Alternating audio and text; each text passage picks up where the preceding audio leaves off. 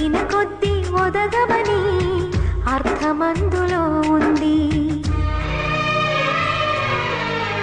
అపజయాలు కలిగిన చోటే గెలుపు పిలుపు వినిపిస్తుంది.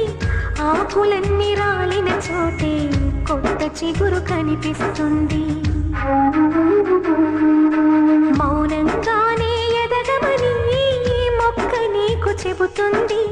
ఎదిగిన కొద్దీ ఒదగమని అర్థమందులో ఉంది. అపజయాలు కలిగిన చోటే గెలుపు పిలుపు వినిపిస్తుంది. ఆకులన్నీ రాలిన చోటే కొత్త చిగురు కనిపిస్తుంది.